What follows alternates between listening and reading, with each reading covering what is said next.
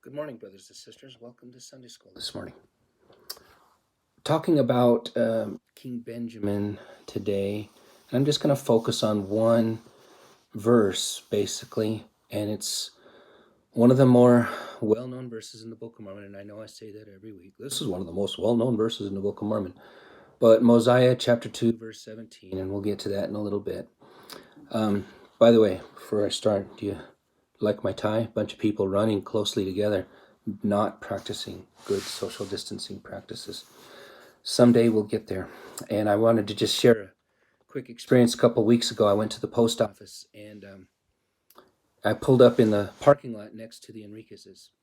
And as I got out, Chris was sitting in the passenger side, and we exchanged little, I don't know, waves or air fist bumps or something through the closed window, practicing good social distancing.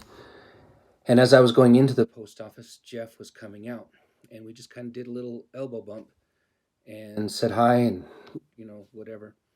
And I didn't think much of it at the time, but as I was driving home, I almost got a little verklempt and teared up a little bit because I thought, wow, that was human interaction with someone I really care about and admired for so many years. And I just thought, wow, one day we'll get back to that, and that'll be really cool. Well, as King Benjamin was getting ready to speak to the Nephites, and he knew that his days were few and on the earth, and he was, going to give up the ghost soon, so to speak. He asked his sons to go gather all the people and bring them to the temple. And so many came that he had to build a tower. They couldn't fit in the temple, so he had to build a tower to speak to them. And I just wanted to read in verses 5 and 6 of Mosiah chapter 2. It says, "And it came to pass that when they came up to the temple, they pitched their tents round about, every man according to his family, consisting of his wife and his sons and his daughters, and their sons and their daughters, from the eldest down to the youngest, every family being separate one from another." Social distancing. And then verse 6, "And they pitched their tents round about the temple, every man having his tent with the door thereof towards the temple, that thereby they might remain in their tents and hear the words which King Benjamin should speak unto them." So again, that is a parallel to what we have going on today, what we experienced just 2 weeks ago, where we sat in our homes and we listened to the prophet and the apostles speak to us. And now to the meat. As he spoke, he focused really on service, and we see a lot of service and a lot of opportunities for service in our world right now with everything going on with the COVID-19 mess and everything. And so here, let me just go right to King Benjamin's words in Mosiah chapter 2, verse 17. "And behold, I tell you these things that ye may learn wisdom, that ye may learn that when ye are in the service of your fellow beings, ye are only in the service of your God." I think that one verse defines, maybe more than any other verse, defines what we are supposed to be as members of the church, how we're supposed to live, how we should be as members of the human race, really. Anyway, in the lesson, it refers to a talk that President Eyring gave in 2015. And he's talking about, the talk is about one way that we can constantly serve others as members of the church is to obey the law of the fast. And this is near and dear to our hearts, and very recent in our hearts as well, as we led a worldwide fast that happened just last Friday. And the opportunity to fast and give the cost of those meals that we skip as fast offerings that can be used around the world to help those in need. And you can read about all the different things and organizations that the church is involved with around the world to help people in need in this time, and they're always doing.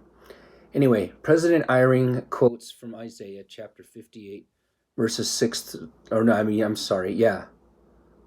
Matthew chapter 25, verses 34 through 40, excuse me. And he says, "Then shall the king say unto them on his right hand, Come, ye blessed of my Father, inherit the kingdom prepared for you from the foundation of the world. For I was an hungered, and ye gave me meat. I was thirsty, and ye gave me drink. I was a stranger, and ye took me in. Naked, and ye clothed me. I was sick, and ye visited me. I was in prison, and ye came unto me. Then shall the righteous answer him, saying, Lord, when saw we thee an hungered, and fed thee? Or thirsty, and gave thee drink? When saw we thee a stranger, and took thee in? Or naked, and clothed thee? Or when saw we thee sick, or in prison, and came unto thee? And the king shall answer and say unto them, Verily I say unto you, inasmuch as ye have done it unto one of the least of these my brethren, ye have done it unto me. You might want to sing A Poor Wayfaring Man of Grief. That goes along with that really well. In this talk, he then talks about President Kimball, how President Kimball was experiencing something where he had visited Tonga, and there was a hurricane or a typhoon that had hit Tonga, and all the authorities were saying, you've got to get to sturdy buildings, you've got to get to cement buildings, and some of the only cement buildings were our churches on that in that country. And so President Kimball, as he was speaking, was remembering his visit there and how kind the members were, and he saw in his mind how he could see the people of Tonga gathered in the church and our church buildings. And he could see the bishops and the elders quorum presidents and the Relief Society presidents going from person to person, asking what they need, asking what they could do to serve. I also want to quote from President Monson. I'm going to read a story that he related. So this is President Monson speaking, quote, a few years ago, I read an article written by Jack McDonald, MD. He grew up in the hills of Southwest Virginia in the United States as one of 7 children of a Methodist minister and a stay-at-home mother. Their circumstances were very humble. He recounted that during his childhood, every day as the family sat around the dinner table, his father would ask each one in turn, and what did you do for someone today? The children were determined to do a good turn every day so they could report to their father that they had helped someone.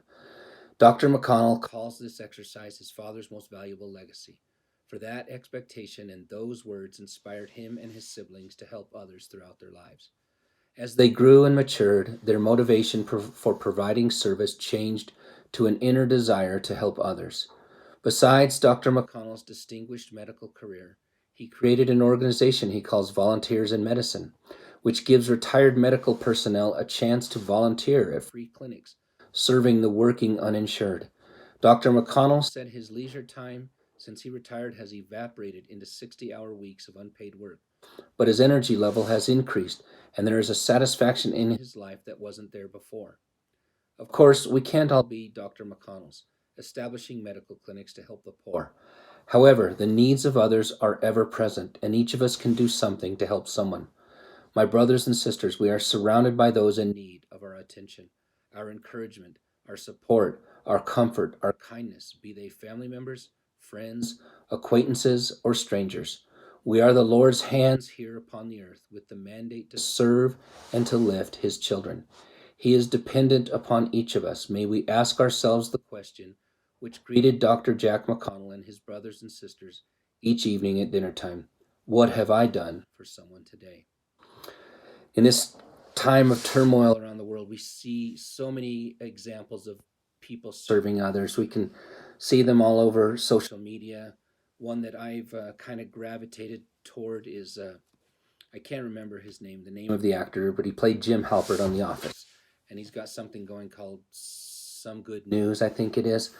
Just doing service for, just showing people around the country doing kind things for other people during this time of turmoil. And there's a house about 3 blocks down the street from me that I see every day as I go down that way towards my mom's house. And they've decorated their yard with a few strands of toilet paper hanging in the trees. And they've got a sign that says, take some, decorate, take pictures, come back, or something like that. And the first time I drove by that, it really struck me that even though it's a really silly thing, it made me chuckle. It made me laugh in a time where laughter isn't as common as it maybe used to be. And so even that simple act, in my opinion, that neighbor is providing service to their neighbors as they go by. Um, when this was first happening, within the first week or two of this happening, I heard from a couple of my daughters the same thing, that, well, my wife Beverly is very good at staying up to date with all of the offerings that Scott and Ping Hao offer through the food storage program. And she always buys, anytime there's something new, she always buys it.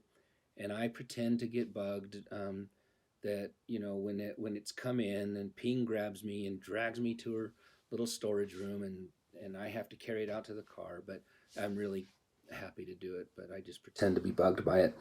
But we buy an amount that where we can give one can of whatever to each of our 5 children as well. And a few of them now are kind of settled into their permanent situations or semi-permanent situations.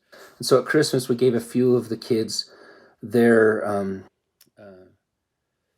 stuff from their food storage that we had been gathering for them.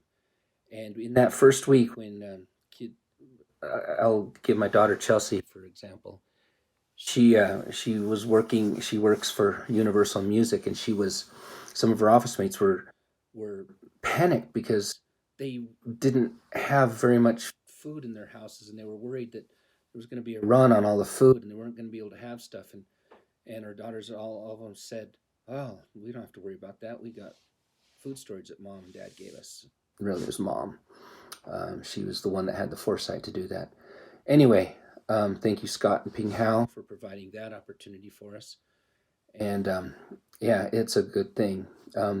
We have an opportunity to serve other people. And I know that by serving other people, we lose ourselves, and we are truly serving our God as well. I gained my testimony of service when I was 16 years old. And if you read the talk that my mom wrote for today, that Sister Carr put in the program, Sister Carr, you do a fantastic job with those programs every week. I look forward to getting that email every week. So full of good information. Anyway, she talked about how she and my father were called to preside over the Asuncion, Paraguay mission in 1980. I was the oldest of 7 children. I was 16 years old, and she mentioned the youngest of her children was 2 years old. That's my brother Brian, that lives in North Carolina. And my father literally had to quit his job to accept this calling. He didn't have some kind of high executive position. He was in charge of maintaining the facilities at Rockwell International at Plant 42 in Palmdale, working on the space shuttle program. He just had to quit his job to accept the calling. And I saw my parents, my mom and my dad, travel all around that country, serving the missionaries, serving the people of that country. And it really struck me, and I finally got it as a 16-year-old. Oh, that's some service. And that was giving up a lot of things. And I'll digress just for a minute. My mom refers to a time when Somoza, who was in exile from Nicaragua, was in Paraguay, and he got assassinated. She speaks of some kids at the American school running down the street to see what happens. Those kids were her oldest son, me, and a couple of my friends. And anyway, but I digress. I just thank my parents for showing me an example of service in their lives. They gave up a comfortable life in Wrightwood, California to go to Asuncion, Paraguay. And that was quite an experience and quite a sacrifice just to be able to serve other people.